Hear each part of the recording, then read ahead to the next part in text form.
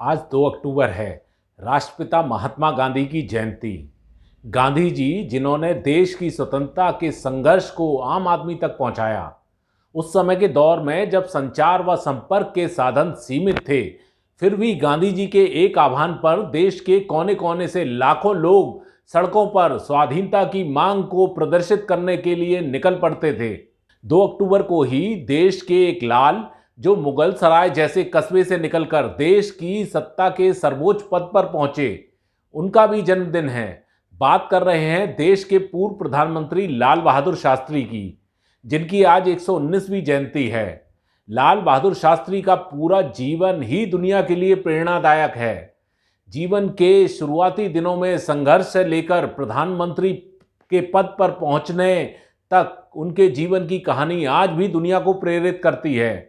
अपनी असाधारण प्रतिभा के बल पर उन्होंने देश के शक्तिशाली विकास में अहम भूमिका निभाई। आज के वीडियो में जानेंगे गुदड़ी के लाल कहे जाने वाले लाल बहादुर शास्त्री के बारे में कुछ खास बातें। लाल बहादुर शास्त्री का जन्म 2 अक्टूबर 1904 को उत्तर प्रदेश के मुगल सराय में हुआ था। लाल बहादुर शास्त्री का बचपन काफ़ी कठिनाइयों में गुजरा। उनके पिता की मृत्यु काफ़ी जल्दी हो गई थी। जब उन्हें स्कूल में दाखिला मिला तो उनका स्कूल गंगा नदी के दूसरी पार था। शास्त्री जी के पास नाव का किराया देने तक के पैसे नहीं होते थे। वह अपनी किताबों को सर पर बांधकर गंगा नदी पार करके पढ़ने जाते थे, फिर नदी को पार कर वापस आते थे। लाल बहादुर शास्त्री की माता का नाम राम दुलारी देवी और उनके पिता का नाम शारदा प्रसाद श्रीवास्तव था। उन्होंने काशी विद्यापीठ से स्नातक होने के बाद शास्त्री की उपाधि पाई। 16 साल की उम्र में शास्त्री जी पढ़ाई छोड़कर आज़ादी के आंदोलन में कूद पड़े और गांधी जी के असहयोग आंदोलन में शामिल हो गए।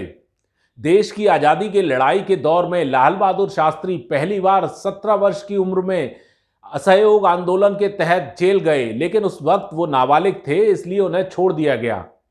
इसके बाद 1930 में सविनय अवज्ञा आंदोलन के तहत 2.5 साल के लिए वो जेल गए। फिर 1940 और 41 से लेकर 46 के बीच में उन्हें जेल जाना पड़ा। स्वतंत्रता संघर्ष में उन्होंने लगभग 9 वर्ष जेल में बिताए। देश के प्रथम प्रधानमंत्री पंडित जवाहरलाल नेहरू की मृत्यु के बाद 9 जून 1964 को लाल बहादुर शास्त्री देश के प्रधानमंत्री बने। इससे पहले वे रेल मंत्री, परिवहन और संचार मंत्री, वाणिज्य और उद्योग मंत्री, गृह मंत्री भी रह चुके थे। 11 जनवरी 1966 तक वह प्रधानमंत्री पद पर रहे। उनकी मृत्यु उज्बेकिस्तान के ताशकंद शहर में हुई। हालांकि उनकी मृत्यु को लेकर आज भी कई तरह के विवाद हैं। शास्त्री जी ने अपने कार्यकाल के दौरान देश को कई संकटों से उबारकर विकास की राह पर लाए। उनकी ईमानदारी, नेक नियति और स्वाभिमानी छवि के चलते विपक्षी पार्टियां भी उन्हें सम्मान देती थीं। शास्त्री जी के पास शेवरले इम्पाला कार थी, जिसका वो आधिकारिक उपयोग के लिए इस्तेमाल करते थे। बताया जाता है कि एक बार उनके बेटे ने ऑफिशियल कार का इस्तेमाल व्यक्तिगत तौर पर किया। जब शास्त्री जी को इसके बारे में पता चला तो उन्होंने अपने ड्राइवर से पूछा कि निजी इस्तेमाल के लिए कार कितनी दूरी तक इस्तेमाल की गई। इसके बाद उन्होंने सरकारी खाते में इसके खर्चे के पैसे जमा करवाए।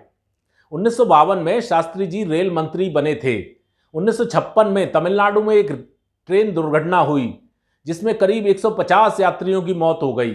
इस घटना के बाद उन्होंने अपने पद से जिम्मेदारी लेते हुए इस्तीफा दे दिया। प्रधानमंत्री रहते हुए उन्होंने अपने परिवार के कहने पर एक फिएट कार खरीदी थी। उस दौरान वह कार 12,000 रुपए की थी, लेकिन उनके खाते में मात्र 7,000 रुपए थे। कार खरीदने के लिए उन्होंने पंजाब नेशनल बैंक से 5,000 रुपए का लोन भी लिया। उस कार को नई दिल्ली के शास्त्री मेमोरियल में रखा गया है। 1965 में भारत पाकिस्तान युद्ध के दौरान देश में खाद्यान्न की भारी कमी रही। इस समय अमेरिका की तरफ से भी खाद्य आपूर्ति में कटौती को लेकर अतिरिक्त दबाव पड़ता रहा। इस संकट का सामना करते हुए लाल बहादुर शास्त्री ने घोषणा की कि अगले कुछ दिनों के लिए वह अपने परिवार के साथ शाम का भोजन छोड़ देंगे। सूखे और विभिन्न तात्कालिक परिस्थितियों की वजह से भारत में भीषण खाद्यान्न संकट चल रहा था। 1965 और 1966 में भारत ने अमेरिका से पब्लिक लोन स्कीम के तहत 1.5 करोड़ टन गेहूं का आयात किया था। इस बात पर अमेरिका भारत को धमकी देता रहता था। स्वाभिमानी प्रधानमंत्री शास्त्री जी ने 1965 को दशहरे के दिन रामलीला मैदान की रैली में जय जवान जय किसान का नारा दिया। इस रैली में शास्त्री जी ने देशवासियों से अपील की कि वो हफ्ते में एक वक्त का खाना छोड़ दें। उन्होंने खुद भी एक वक्त का खाना छोड़ रखा था। शास्त्री जी की अपील का असर ये हुआ कि करोड़ों हिंदुस्तानियों ने हफ्ते में एक वक्त का खाना छोड़ दिया था। हरित क्रांति भी देश में उनकी ही पहल पर शुरू हुई थी। मनोज कुमार ने 1965 में सुपरहिट फिल्म शहीद का निर्माण किया था, जिसमें वो शहीद भगत सिंह की भूमिका में नजर आए थे। फिल्म काफी अच्छी थी, जिसे दिल्ली संसद में पीएम से लेकर सभी सांसदों ने देखा था। तत्कालीन प्रधानमंत्री लाल बहादुर शास्त्री फिल्म देखकर मनोज कुमार के अभिनय से काफी प्रभावित हुए और उन्होंने मनोज कुमार को दिल्ली आने का न्योता दिया। प्रधानमंत्री का निमंत्रण पाकर मनोज कुमार दिल्ली पहुंचे। मीटिंग में शास्त्री जी ने उन्हें जय जवान जय किसान के अपने नारे के बारे में जानकारी दी। इसके साथ ही ये भी कहा कि वो किसानों के मुद्दे पर एक फिल्म का निर्माण करें। मनोज कुमार ने शास्त्री जी की बात सुनने के बाद खेतों में काम करते हुए किसानों, महिलाओं और पुरुषों पर फोकस किया। साथ ही ये देखा कि देश में किस तरह बच्चे भी खेत में अपने माता पिता का साथ देते हैं। इस नज़ारे को देखकर उनके दिल में उपकार फिल्म बनाने का आइडिया आया और मुंबई पहुंचते ही उन्होंने फिल्म पर काम शुरू कर दिया। मनोज कुमार की दर्शकों को आंखें नम कर देने वाली यह फिल्म सुपरहिट साबित हुई और फिल्म के गाने आज तक गुनगुनाए जाते हैं। इस फिल्म को 6 फिल्म फेयर अवार्ड भी मिले थे।